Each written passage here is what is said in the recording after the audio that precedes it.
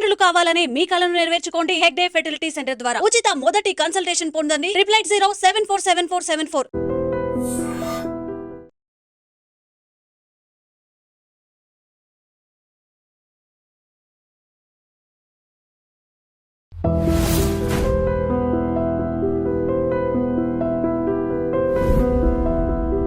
Sir జనరల్గా మీ day ఎలా start అవుతుందండి? మంచి ప్రశ్న, ఎంతవరకు ఎక్కువ మంది అడిగిన ప్రశ్న. అవునండి. 5:30కి లేస్తాను, 5:20కి లేస్తాను. ఎందుకంటే 10:20కి పడుకుంటాను సరిగ్గా. 7 గంటల లెక్క.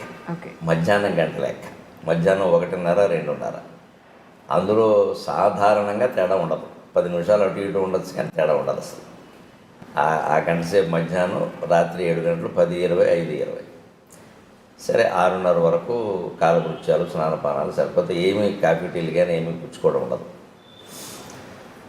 6:30కి టీవీలో వచ్చే నా కార్యక్రమం వీలైతే నేనే చూస్తాను ఇంట్లో ఉంటే. ఎందుకంటే మనం శ్రోతగా వినడం వేరు, చెప్పడం వేరు. ఇప్పుడు ఎక్కడెక్కడ శ్రోతలు ఇబ్బంది పడతారో, సాగదీసామనుకుంటారో, లేదా చెప్పలేదు అనుకుంటారో, ఇంకా చెప్పాల్సింది అనుకుంటారో, అవన్నీ మనకు తెలుస్తాయి. అందువల్ల వీలైతే చూస్తాను. లేకపోతే వేరే ఊళ్ళో ఉంటే ఇంక మళ్ళీ ఏదో యూట్యూబ్ చూడడం, లేకపోతే ఏదో స్మార్ట్ ఫోన్ పెట్టుకోవడం, ఇవన్నీ అసలు మనకు లేవు. ఇంకా ఏదో హోటల్లోనే ఎక్కడ ఉంటే టీవీలు కుదరదు. ఎవరింట్లో ఉన్నా పొద్దునే వెళ్ళి టీవీ పెట్టమని చూస్తే అక్కడి నుంచి వాళ్ళు కాఫీ పట్టుకొస్తారు, అక్కడి నుంచి పత్రిక వస్తుంది. ఇంక ఇవన్నీ కుదరవు. ఇంకా ఏదో వారంలో 1-2 రోజులు కుదిరితే చూస్తాను, లేకపోతే వెంటనే నా జపానికి నేను వెళ్ళిపోతాను. సరే, సహజంగా మనకి కులాచారం ప్రకారం వచ్చిన సంధ్యావందనం ఉంది, అది గాయత్రి జపం. అది అయిపోయాక 8 వరకు పూర్తిగా నా జపదపాలు, పారాయణలు ఉంటాయి. నాకు పొద్దున్న సంధ్యావందనం తర్వాత నేను చేసేది ప్రత్యేకమైన జపం ఏం లేదు, గాయత్రి జపం ఒకటే. తర్వాత ఎక్కువ పారాయణ చేస్తాను. అంటే పారాయణ అంటే మళ్ళీ ఒకటే రోజు విష్ణు సహస్రం, రోజు లలిత సహస్రం ఇలా నియమంగా చదవడం కాదు, గ్రంథ పఠనం అనాలి దాన్ని. పారాయణ అనడానికి లేదు. గంటలో 6 పుస్తకాలు చదువుతాను. ఒకటి శివపరమైంది, ఒకటి విష్ణుపరమైంది, ఒకటి అమ్మవారి పరమైంది. మన హిందూ ధర్మంలో వీళ్ళు ప్రధాన దేవతలు ఈ ముగ్గురు. ఇంకొకటి ప్రత్యేకం 10 నిమిషాలు శంకర సాహిత్యం, శంకరాచార్య సాహిత్యం. తెనాలి సాధనా గ్రంథ మండలి వాడు 21 పుస్తకాలు వేశాను. భగవంతుడి దేవల్ల ఆ 10 నిమిషాల సమయం పెట్టుకోవడం వల్ల నేను సుమారుగా హైదరాబాద్ వచ్చాక మొదలుపెట్టిన ఆ సాహిత్యాన్ని 8 ఏళ్లలో 21 పుస్తకాలు పూర్తి చేశాను. ఒక్కొక్కటి 400 పేజీలు ఉందే పుస్తకం. ఒక్కొక్కటి 400 పేజీలు ఉంటుంది. రోజుకి 10 నిమిషాలు మాత్రమే కేటాయించి నేను 8 ఏళ్లలో 21 × 400 అన్ని పేజీలు పూర్తి చేశాను. అలాగే శంకర సాహిత్యం ద్వారా యోగ వాసిష్టం నాకు బాగా ఇష్టమైన గ్రంథం. నాకు పూర్తి నిశ్చింతైన జీవితాన్ని ప్రసాదించిన గ్రంథం. నిజంగా వాల్మీకి మహర్షికి, వశిష్ఠ మహర్షికి నేను రుణపడి ఉన్నాను. నిజంగా దాన్ని రచించింది వాల్మీకి, చెప్పింది వశిష్ఠుడు. అది నా మీద ప్రభావం చూపించినంతగా మరి ఏ గ్రంథం చూపించలేదు. నా జీవితం కూడా నా మీద అంత ప్రభావం చూపించలేదు, ఆ గ్రంథం అంత చూపించింది. దాని గురించి నేను చిన్నతనంలో విన్నది ఏమిటంటే, ఈ చదివిన వాడు పిచ్చాడు అయిపోతాడు, లేదా మహాజ్ఞాని అవుతాడు. అయితే మహాజ్ఞాని అవుతాడు, లేదా పిచ్చివాడు అయిపోతాడు.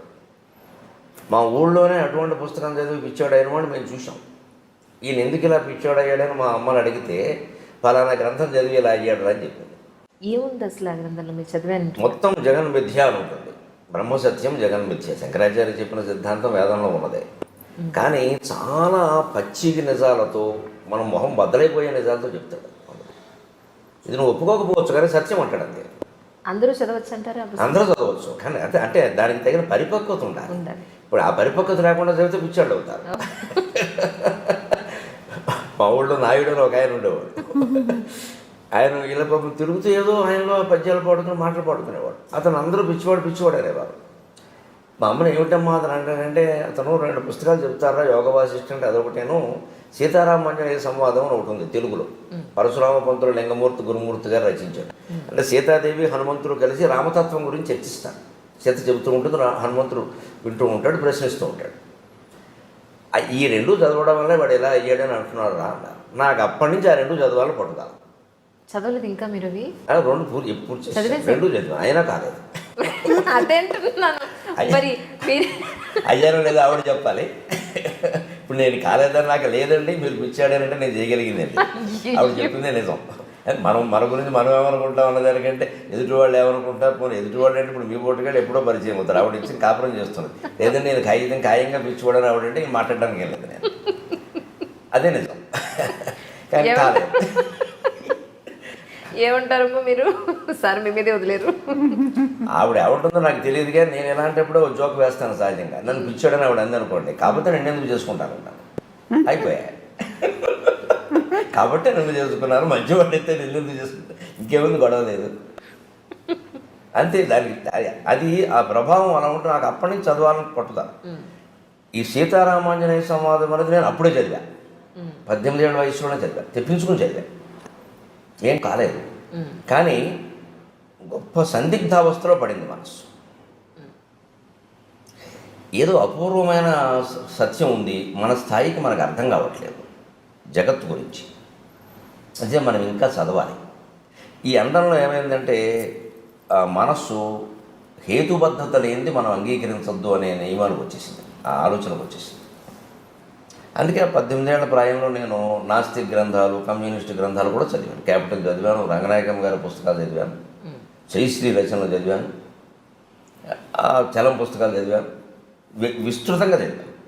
ఇంకా చదవడం అంటే అప్పటికి ఇప్పటికీ ఒకటే అలవాటు, పట్టుకోవడం. ఇంకా అయితే అప్పటికి ఇప్పటి తేడా ఏంటంటే అప్పుడు ఒక పుస్తకం పట్టుకుంటే అదే చదువుతూ ఉండేవాడిని. ఇప్పుడు అలా కాకుండా నా మనస్సు నేను నిగ్రహించుకుని ఏ పుస్తకం అరగంట మించి చదవను, నా ప్రణాళిక నాకు. అక్కడ మనసు ఆపుకుని అది ఎంత రసవత్తరంగా ఉన్నా సరే అక్కడ ఆపు, లేదా ఎంత విసుగొస్తున్నా సరే అది చదవాలి అనుకుంటే చదవాల్సిందే, విసుగొచ్చినా సరే. అది ఎంత రసవత్తరంగా ఉన్నా ఆపేయాలంటే ఆపేయాల్సిందే. మన మనసు మీద మనకు నియంత్రణ లేకపోతే ప్రపంచంలో ఏం చేయాలి? వీళ్ళ ప్రపంచంలో అనేక సంక్షోభాలకు అదే కారణం. వ్యక్తి జీవితం పాడవడానికైనా మొత్తం ప్రపంచ యుద్ధాలకైనా మనస్సు మీద నియంత్రణ లేకపోవడమే కారణం. ఆ నియంత్రణ నాకు శివానంద లహరి చదివాక కలిగింది. అందుకే నాకు శివానంద లహరి చాలా నా జీవితాన్ని మొత్తం ఇలా మార్చేసిందని చెప్పచ్చు. అలాగా ఉండడం వల్ల ఆ యోగ వాసిష్టం తర్వాత నేను పూర్ణకి దాన్ని సంపాదించాలని చూస్తుంటే విచిత్రంగా ఎక్కడో దొరకలేదు నాకు. ఎందుకంటే ఎప్పుడో 100 ఏళ్ల క్రితం వెన్నెలకంటి సుందరరామ శర్మ గారిని ఒక ఆయన తెలుగు వచనంలో రాశారు దాన్ని. ఆ మూలం ఎక్కడో ఉందేమో, ఎక్కడో దొరకలేదు నాకు. సరే తర్వాత ఉద్యోగాలు, మారడాలు, ఏవో ఇవన్నీ వ్యవహారాలు అంత శ్రద్ధ చేయలేకపోయాను. తర్వాత మళ్ళీ చదవాలనే తృష్ణ కలిగాక చాలా విచిత్రంగా ఏదో ఉయ్యాల్లో పిల్లాన్ని పట్టుకుని ఊరంతా తిరిగామన్నట్టుగా మా ఇంట్లో మా నాన్నగారు ఇచ్చిన 30 పుస్తకాల్లో అది ఉంది. ఆ పుస్తకాలు ఏవో తాటాకు పుస్తకాలు ఎక్కువ ఆయన ఇచ్చినవి, తాటాకు పుస్తకాలు. మరి మనం ఏం చదువుతాం, ఎవరికో ఇద్దాం లేనట్టుగా ఉండి ఒకటి, తర్వాత అశ్రద్ధ వల్ల కొంత ఏదైనా ఆప్ చేసాం. సరే ఆయన వేదసం మా నాన్నగారు వేద పండితుడు, అవధాని, వేదంలో అవధాని అంటారు. వేద సంబంధమైన పుస్తకాలు మనకి ఎందుకు వచ్చి మనం ఏమైనా చదవలేదు, ఏదో తప్పు స్వరంతో చదివితే లేనిపోని ఇబ్బందులని అలా అట్టి పెట్టారు. అనుకోకుండా ఉన్న ఆ పుస్తకాల్లో ఇంచుమించు ఒడిలిపోతూ పుస్తకం పేజీ ముట్టుకుంటే చినిగిపోయేలా ఈ పుస్తకం దొరికింది. యోగ వాసిష్టము, ఇలా వెన్నెలకంటి సుందరరామ శర్మ అనువాదము. ఇదేమిటి ఇక్కడ పెట్టుకున్నాం మనం దీన్ని అని వెంటనే నేను అప్పుడు చదవడం మొదలుపెట్టాను. అప్పటికి 40 ఏళ్ళ వయసు వచ్చేసింది. ఈ సీతారామాంజనేయ సంవాదం ముందే చదివాను, కానీ ఇది చదివాను. అప్పుడు మొత్తం ప్రపంచం ఎలాగా విడిపోయింది అంతే. నాకు ఒక ప్రయోగశాలలో ఓ పుష్పంలో వస్తువును అడ్డుకోత నిలువుకోత గీసేసి బకాలుగా విడదీసి పరిశోధన చేసి ఇదండి దీని విషయం అని బయట పెట్టేస్తాడు శాస్త్రవేత్త. నాకు జగత్తుకు సంబంధించిన విషయం అంతా బయట పడిపోయింది అంతే. ఇది నథింగ్, దీని గురించి మనం ఆలోచించాల్సింది లేదు. ఏదో నిర్ణయించబడిందో అది నడుస్తుంది, నడవని. మనం చేయాల్సింది ఏదో చేద్దాం, దేనికి చింతించాల్సిన పని లేదు, దేనికి పొంగిపోవాల్సిన పని లేదు. అప్పటికి నేను సహస్రావధానం కూడా చేసేసాను. సరే, ఇన్ని పుస్తకాలు చదివిన తర్వాత ఇప్పుడు మీకు మొత్తం అంతా అర్థమైందని అన్న దాంట్లో మేము అర్థం చేసుకోగలిగే పాయింట్ ఏదైనా, ఒక చిన్న విషయం ఏదైనా చెప్పగలుగుతారు మన మధ్యలో? సామాన్య ప్రజలకు అర్థమయ్యేలాగా ఒక్క మాటలో చెప్పాలంటే, తనలో తాను రవంత మారడు, తనలో తాను రవంత మారడు, జగత్తత్వంబు మార్పంగ ఆతని సంసారము సంపదల్ సమయమున్ తత్వార్థ విజ్ఞానమున్ వెనుకన్ ముందట చూడక అర్పణముగా వింసు మహామూర్ఖుడు. తనలో తాను రవంత మారడు, జగత్తత్వంబు మార్పంగ ఆతని సంతానము సంపదల్ సమయమున్ తత్వార్థ విజ్ఞానమున్ వెనుకన్ ముందట చూడగర్పణముగా వింసున్ మహామూర్ఖుడు ఇతనికిన్ లోనికి చూచు శక్తి నిడుమా తన్మూలమా దైవమా. ఇది నేను గ్రహించిన సారాంశం. ఎవరైనా గ్రహించవచ్చు. మనలో చాలామంది ఎక్కడ పొరపాటు పడతాం, వ్యక్తిగత జీవితం సామాజిక జీవితం అని రెండు ఉంటాయని నేను అనుకోను. వ్యక్తిగత జీవిత ప్రభావం సామాజిక జీవితం మీద ఉంటుంది, సామాజిక జీవిత ప్రభావం వ్యక్తిగత జీవితం మీద ఉంటుంది. ఏదో గీత గీయడం కోసం మనం కొన్ని విషయాలు చెప్పడం ఇష్టం లేక ఇది నా వ్యక్తిగతం అని దాచొచ్చు, అవసరం కూడా లేకపోవచ్చు ఎదుటి వాళ్ళకి. కానీ నిజానికి దాని ప్రభావం మాత్రం మన సామాజిక జీవితం మీద కూడా ఉంటుంది ఖచ్చితంగా. అలా అంత ఖచ్చితంగా విడదీయాల్సిన పనే లేదు. ఆ వ్యక్తి చేస్తున్న పొరపాటైనా ప్రపంచం చేస్తున్న పొరపాటైనా ఏమిటంటే ఎవరికి వాళ్ళు పరిశీలించుకోవడం లేదు. తనలో తాను మారడు. ముందు నా బాధ్యత నేను చేస్తున్నాను, నా జీతం తీసుకుంటున్నాను కదా, నాకు లంచం తీసుకునే పని ఏమిటి అసలు, ఎందుకు తీసుకోవాలి నేను? ఈ జీతం నాకు సరిపోతుంది. ఇవాళ ఉద్యోగాల్లో, ప్రభుత్వ ఉద్యోగాల్లో జీతాలు ఎవరికి తక్కువే లేదు. ఉపాధ్యాయులకు కూడా ఇప్పుడు కొత్తగా చేరిన ఒప్పందం ఉపాధ్యాయులు కూడా 25,000 వస్తుంది. కానీ అలా తీసుకోకపోతే చేతకాని వాడు అంటున్నారు కదా సార్. అలా తీసుకోకపోతే వీడి చేతకాని వాడు ఈ ప్రపంచంలో బతకలేడు. అక్కడే ఆలోచించాల్సింది ఏంటంటే వాడెవడో అన్నది మనకి సర్టిఫికెట్ అమ్మ అంటున్నారు కదా మీరు. ఎవరు అంటున్నారు? మన పక్క వాళ్ళు, మన పై వాళ్ళు. వారు మనకు సర్టిఫికెట్ ఇస్తారా చేత కాదని, చేతనవనని? వాడెవరు అసలు? వారి స్థాయి ఏంటి? మనం దానికి ఎందుకు వంగిపోవాలి? ఇలా మాట్లాడడంలో మీరు మరోలా అనుకోకపోతే ఒక నాటకం ఏంటంటే ఈయనకి తీసుకోవాలి నుండి అలా సమర్థించుకుంటున్నాడు. ఈ మనిషికి లంచం తీసుకోవాలి నుండి, తప్పు చేయాలి నుండి, చేయకుండా ఉండలేని బలహీనత ఒకటి ఉండి దాన్ని సమర్థించుకుందుకు ఏమంటాడంటే ఇలా ఉండకపోతే లోకంలో బతకలేమండి అంటున్నాడు తప్ప నిజంగా బతకదలుచుకుంటే ఉండక్కర్లేదు. ఆయన ఇష్టం వచ్చినట్టే ఉండొచ్చు. అంతగా ఇప్పుడు ఒక లంచం తీసుకోకపోతే నేను చంపేస్తా అన్నంత పరిస్థితి ఎక్కడైనా ఉందా? అలా లేదమ్మా. ప్రలోభ పెడుతున్నారు అంతే. ప్రలోభాన్ని కాదనొచ్చు. పోనీ ఏ కృష్ణా బ్యారేజీ మీద ఆపేసి నలుగురు గొడ్డళ్ళు వేసుకుని వచ్చి తీసుకుంటావా, చంపేయమంటావంటే నా ప్రాణం కోసం తీసుకున్నానండి అంటే ఓకే, ఒప్పుకుందాం. అంత పరిస్థితి ఉన్నవాడు చూపించమనండి. ఇవన్నీ చెప్తారండి నాటకాలండి ఇవన్నీ. అది అదే మూలం. అది నాకు వేదాంతం ద్వారా మొత్తం ఎన్ని గ్రంథాలు చదివినా సారాంశం ఏం తెలిసిందంటే మనిషి తనలోకి తాను చూసుకోవాలి తప్ప, తనలో తాను మారాలి తప్ప బయట మార్చాల్సింది ఏం లేదు అసలు. ఎవరికి వాళ్ళే. మీరు సమాజానికి అనుకూలంగా దేశభక్తితో, దైవభక్తితో మీరు, నేను, ఈవిడ ఉంటే ముగ్గురు వ్యక్తుల జీవితాలు బాగుండలేదండి. ఒక 300 మంది ఉంటే బాగున్నట్ట, 3 లక్షల మంది ఉంటే బాగున్నట్ట. తప్పించుకుందుకు మాట్లాడుతున్నాం మనం ఇవన్నీ. మొత్తం కృష్ణమూర్తి గారి తత్వం అంతా చదివాను నేను సుమారుగా. జిల్లి కృష్ణమూర్తి గారు ఆయన మొత్తం చెప్పింది ఇది. నీ గురించి ఎందుకు ఆలోచించావు? నువ్వు ఇది చేయడానికి అభ్యంతరం ఏంటి? ఎవరి మీద నెట్టేస్తావేమిటి? తప్పించుకుంటావేమిటి వ్యవహారం నుంచి? మనం అనేక రకాల పాపాలు చేసి ఏదో పూజ చేసి తప్పించుకుందామని చూస్తున్నాం. పాపం చేయకుండా ఎందుకు ఉండలేము? అసలు చేసామని ఎందుకు అనుకుంటున్నాం? చేసిన పాపం ఏంటి? చెప్పకపోయినా మనకు తెలుసు కదా. ఈ ఆలోచన చేయాలి. అందుకని మనిషి ఎంతసేపు సంఘసేవ అని, అదని ఇదని, ఏదో సంస్థలు పెట్టమని, ఆధ్యాత్మిక సంస్థలని, ట్రస్టులని అవి ఇవి పెట్టి తన సంపదని, సంసారాన్ని, సమయాన్ని మొత్తం అంతా దానికోసం వెచ్చిస్తాడు. కానీ ఎప్పుడు లోపలికి చూసి నేను ఎవరని ఆలోచించాను. రమణ మహర్షి చెప్పింది అది, యోగ వాసిష్ఠం చెప్పింది అది. నేను ఎవరని ఆలోచించావా? ఆత్మతత్వ విచారం చేశావా? అది చేస్తే నువ్వు ఎక్కడికి వెళ్ళక్కర్లేదు. నువ్వు కూర్చున్న చోట కూర్చొని అదే తత్వంతో ఉండు. మారే చోట మారేదంతా మారుతుందని చెప్పి. ఇందుకేనేమో సార్ ఇంతకుముందు అనేవారు ఏంటంటే పొద్దున్న నుంచి సాయంత్రం వరకు రోజు అయిపోయిన తర్వాత ఈ రోజు అసలు మనం ఏమేం చేసాం, తప్పులు ఏం చేసాం, ఒప్పులు ఏం చేసాం, అబద్ధాలు ఎక్కడ చెప్పాం, ఎవరిని మోసం చేసాం, ఇవన్నీ రాసుకుంటే నిన్ను నువ్వు ప్రశ్నించుకుంటే ఇది ఎందుకు చేశాను అసలు అని నిన్ను నువ్వు కనుక ప్రశ్నించుకుంటే డెఫినెట్గా నీలో ఒక మార్పు వస్తుంది అని చెప్పాను. వస్తుంది, ఖచ్చితంగా వస్తుంది. అడిగితే ఈ రోజులు పరిస్థితులను బట్టి రాసుకోవడం కంటే మనసులో ఆలోచించుకోవడం మంచిది. రాసుకున్నది ఎవరికైనా దొరికితే ప్రమాదం.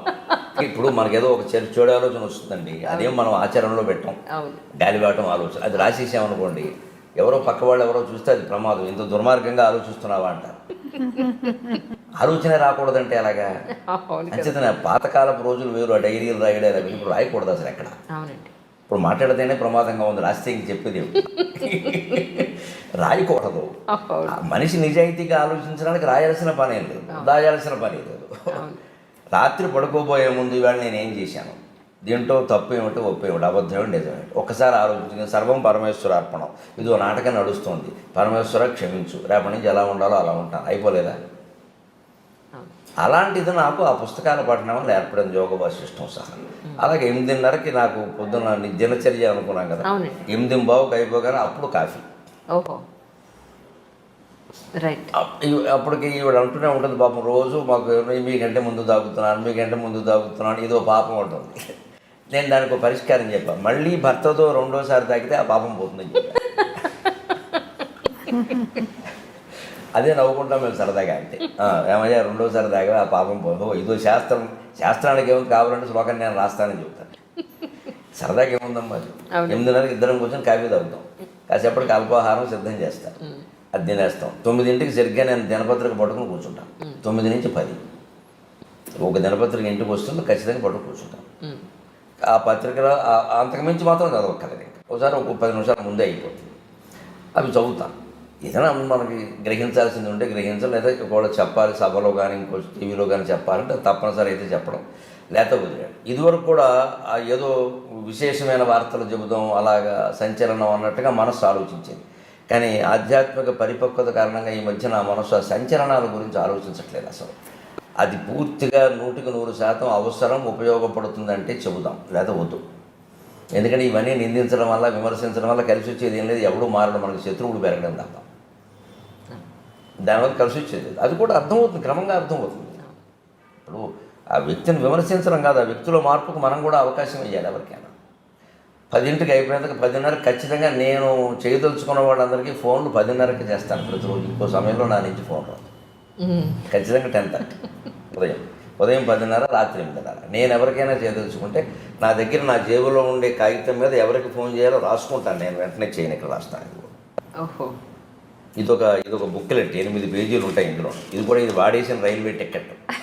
ఆ పేపర్ వేస్ట్ చేయకూడదు, వేస్ట్ వృధా చేయకుండా ఇది 8 మడతలు పెట్టి దీనికి నెంబర్లు వేసి దీని మీద ఎవరో వెంకట్రావుకి ఫోన్ చేయాలి, వెంకట్రా అని రాసుకుంటాను నేను. అది పొద్దున్న 10:30కైనా చేస్తాను, ఎందుకంటే ఆయన ఆఫీసులో ఉంటే దొరుకుతాడు. రాత్రి 8:30కి చేస్తాను, ఇంట్లో ఉంటే దొరుకుతాడు. క్లారిటీ స్పష్టంగా. అందుకని ఇంకా ఆ విషయం ఆలోచించాలి. బుర్ర నిండా వారికి ఫోన్ చేయాలి, వీరితో మాట్లాడాలి, ఏమిటో అన్నీ మర్చిపోతున్నాయి. ఈ మధ్య నాకు మతిమరుపు ఎక్కువైపోయింది, అదేం ఉండదు అసలు. మనం దానికి పని చేయక ఖచ్చితంగా 10:30కి మంచినీళ్ళు తాగి 2 గంటల పోసా 2 గ్లాసులు నీళ్లు తాగుతాను ఖచ్చితంగా. పొద్దున్న 6:30, 8:30, 10:30, 12:30, 2:30, 4:30, 6:30, 8:30, రాత్రి 10:30 ఖచ్చితంగా 2 గ్లాసులు నీళ్లు తాగాల్సిందే. రోజు అయ్యేసరికి 15-16 గ్లాసులు నీళ్ళు అవుతాయి. దానివల్ల ప్రయోజనం ఏంటంటే ఆరోగ్యపరంగా నేను అనుభవించి చెబుతున్నాను. ఎటువంటి ఏదైనా ఆహారాల్లో తేడాలు ఉన్నా, పడాలు ఉన్నా, రాళ్ళు పేరుకునే సమస్యలు లాంటివి మొత్తం కొట్టుకుపోతాయి. మనం తాగేటువంటి నీరులో స్థూల భాగం ఎప్పుడూ మూత్ర విసర్జన రూపంలో వెళ్ళిపోతుంది, సూక్ష్మ భాగం రక్తంగా మారుతుంది, అతి సూక్ష్మ భాగం ప్రాణవాయువుగా మారుతుంది. అతి సూక్ష్మ భాగం నీరు తాగితే ప్రాణవాయువు ఉంటుంది. ప్రాణం ఎప్పుడు నీటి మీద ఆధారపడింది, అన్నం మీద కాదు. అన్నం మానేసి ఉండొచ్చు, నీరు మానేసి ఉండదు. నీరు మానేసి ఉంటే ప్రాణం కూడా పోతుంది. అందుకే ఎంత నిరాహార దీక్ష వాడైనా పాలు కానీ, మజ్జిగ కానీ, నీరు కానీ తాగుతారు. తాగితే కొంతకాలం గెంటిచ్చు. అలా నీరు తాగుతాను ఖచ్చితంగా. నాకు 10:30కి నీళ్లు తాగేసి అప్పుడు ఈ ఫోన్లు చేసేసి మన కార్యక్రమాల గురించి రిజర్వేషన్లు చేయాల్సి ఉంటాయి కదా, ఏమన్నా అంటే నేనే చేసుకుంటాను. కార్యకర్తను చేయమని చెప్పాను, ఎందుకంటే వాళ్ళు మనకి తర్వాత ప్రోగ్రామ్ ఎక్కడ ఉందో వాళ్ళకి తెలియదు, వాళ్ళ ఊరికి చేసేస్తాను. మళ్ళీ అక్కడి నుంచి ఇంకో ఊరు పక్క ఊరు వెళ్ళాలంటే ఆ షెడ్యూల్ నా దగ్గర ఉంటుంది కాబట్టి చేసుకుంటాను. అక్కడికి ఆ పని అయిపోయింది. అప్పుడు ఖచ్చితంగా టీవీకి ఏమన్నా తయారవ్వాలా, సాయంత్రం సభ ఉందా తయారవ్వాలా, ఆ తయారవ్వాల్సి ఉందంటే తయారవుతాను. 10:30, 12:30 సమయం. 12:30 ఖచ్చితంగా గంట కొట్టేసినట్టుగా తిరుగు లేకుండా 12:25కి వచ్చి గురువుగారు భోజనానికి రావచ్చు అంటుంది. మేడం అండి, గురువు గారు అంటారా? ఎందుకో ఎందుకంటే రావండి ఏమండి, ఎందుకు అంటే చాలా నేర్చుకున్నాను అందుకని మా గురువు గారు నుంచి చాలా నేర్చుకున్నాను. అవునా? అందులో ఏం నేర్చుకున్నారు? ఒక పాయింట్ మాకు. అవి చెప్పేవి కాదు, అలాగా సహజంగా జరిగినవి అంతే. సరే, 12:30కి భోజనం పెట్టేస్తే అంతే. ఖచ్చితంగా 45 నిమిషాలు భోజనం చేస్తాను. 1:15 వరకు నవ్వులతో ఉండాల్సిందే. ఓకే. 3 ఐటమ్స్ మించి భోజనాల్లో ఉండవు. 4వది ఉంటే ఆవిడ తినాల్సిందే. 3 ఐటమ్స్, 3వది మజ్జిగతో కలిపి 3. మజ్జిగతో కలిపి. ఓహో. ఇన్ఫర్మేషన్ మజ్జిగతో 3. 15-20 ఏళ్ళు బట్టి, కనీసం 10 ఏళ్ళు బట్టి ఆ నియమం ఖచ్చితంగా. తర్వాత పప్పు, కూర, మజ్జిగ, లేదా వేపుడు, పచ్చడి, మజ్జిగ, ఏదైనా సరే 3 మజ్జిగతో కలిపి. 4వది ఉంటే ఇందులో ఒకటి తగ్గించేస్తాను, అన్నం తగ్గించేస్తాను. మొత్తం మీద అన్నం అంతకుమించి వెళ్ళడానికి వీలు లేదు. అందుకని నాకు షుగర్ ప్రాబ్లమ్స్ అవి ఏం లేవు. తినవలసింది తింటాం. ఖచ్చితంగా పొద్దున ఒక్కసారే కాఫీ, సాయంత్రం 4:30కి టీ, మధ్యాహ్నం భోజనం చేసి గ్లాసు మజ్జిగ తాగుతాం, రాత్రి పడుకోబోయే ముందు గ్లాసు పాలు తాగుతాం. ఒకసారి పాలు, ఒకసారి మజ్జిగ, ఒకసారి కాఫీ, ఒకసారి టీ. 4 సేవించినట్టు అయింది, ఏది ఎక్కువ కాలేదు. అన్ని రుచులు తెలిసాయి, ఎప్పుడు కావాలంటే అప్పుడు వదిలేయచ్చు, సమస్య అండి. ఎక్కువ అలవాటు పడ్డామనుకోండి, నాకేమిటో కాఫీ లేకపోతే తోచట్లేదు, ఏమీ లేదు, నాకు ప్రపంచం అంతా లేకపోయినా నాకు తోస్తుంది. ఈ ప్రపంచం అంతా శూన్యమే, నేను ఒక్కడినే అంటార్కిటికా ఖండంలో నన్ను వదిలేస్తే హాయిగా గడిపేస్తాను, ఏమి ఇబ్బంది లేదు. ప్రాణంతో ఉంటే సార్ అక్కడ నీళ్లు దొరికితే ఏదో మారేడాకులు దొరకపోని అవుతాం. వారు ఉండాలి, వీరు మాట్లాడాలి, అసలు ఆ సమస్య లేదు. అదే వేదాంతం ద్వారా నేర్చుకున్నాను. యోగ వాసిష్టం నాకు నేర్పింది. నీతో నువ్వు మాట్లాడుకో, నీతో నువ్వు ఉండు, ఇంకోరు ఉండాలని ఎందుకు అనుకుంటున్నావు? ఇంకోరు ఉండడం అంటే మనం తప్పించుకొని బయటపడుతున్నాం, మన నుంచి మనం తప్పించుకొని బయటపడుతున్నాం. అదేదో కాలక్షేపం, వారేదో పోగొట్టడం, తిట్టడం, విమర్శలు, ఇవన్నీ ఇంకేది పీకానామ లాగానం, ఎలక మీద పిల్లి, పిల్లి మీద ఎలక, ఎప్పటికి తెమలో ఇవి. అప్పుడు ఈ కాలక్షేపాల కోసం వచ్చరికి తోడు, నీడ, దూడ, పేడ అన్నీ తయారైపోతాయి. ఇందులో ఎవరు లేకపోయినా మనం తట్టుకోలేని పరిస్థితి వస్తుంది. ఇదంతా బలహీనతే, మనం ఏదో గొప్పగా చెప్పొద్దు దాన్ని. నాకు నలుగురు ఉంటే కానీ తోచదు, అదో వ్యాధి, డాక్టర్ చూపించుకోవడం మంచిది. ఎందుకు తోచదు? నలుగురు ఉన్నా తోచాలి, ఒక్కరే ఉన్నా తోచాలి, 1000 మందిలో ఉన్నా తోచాలి, శ్మశానంలో ఉన్నా అదే తోచాలి. అది వేదాంతం. మన స్థితిలో మనం లేవు, అందుకే తోచదు. అందుకే మనిషి తనలోకి తాను చూసుకోవాలి, లోకం అంతటా మార్చుకుంటూ కూర్చోవడం కాదు. మధ్యాహ్నం ఖచ్చితంగా 1:15 అయ్యాక అప్పుడు సరిగ్గా 1/4 గంట సేపు అటు ఇటు నడుస్తాం. బయట ఆరేసిన తువ్వాలు లోపలేస్తాను, అదో క్రమశిక్షణ. పొద్దున స్నానం చేసి ఆరేసాం కదా, ఆ తువ్వాలు లోపలేస్తాను. అవన్నీ నేనే చేసుకుంటాను. ఆ పనులు 1/4 గంట పడతాయి. 1:30కి పడుకుంటాను, 2:30కి లేస్తాను. ఫోన్ కట్టేయడమే, సైలెంట్లో పెట్టడం ఉండదు. సైలెంట్లో పెడితే ఎవడో చేస్తాడు, అక్కడ ఉంటుంది, అక్కడ మళ్ళీ నాకు చేయలేదంటాడు. అటువంటి అవకాశం ఎవరికి ఇవ్వను, స్విచ్ ఆఫ్ అంతే. మళ్ళీ ఆయన చేసుకోవలసిందే. ఏమంటే నేను చేశానండి, మీరు నాకు చేయలేదంటే చెయ్యను, నీ అవసరం నువ్వు చేసుకోవాలి. ఎంత ప్రాణ స్నేహితుడైనా అంతే. నాకు ఎందుకు చేసావు కదా, రెండోసారి కూడా నువ్వే చేసుకో, 3 సార్లు చేసుకోలేకపోతే మానేసుకో. అంతేగాని ఏమనుకుంటాడు అనుకోని, బ్రహ్మసత్యం జగన్ మిథ్య, నాకు అర్థమైంది అనుకుంటే మరీ మంచిది. ఇంకా ఆయన ఫోన్ చేయక్కర్లేదు, ఓ నెంబర్ తీసేయచ్చు. ఇది ఎవరి మీద కోపం కాదు, వ్యతిరేకత కాదు, పూర్తిగా జగత్తత్వం తెలుసున్న మనిషి ఇలాగే ఉంటాడు. నాకు తెలిసి నేను ఋషుల చరిత్రలు చదివాను, ఋషులందరూ ఇలాగే ఉంటారు. అది మనం అలవాటు చేసుకోవాలి.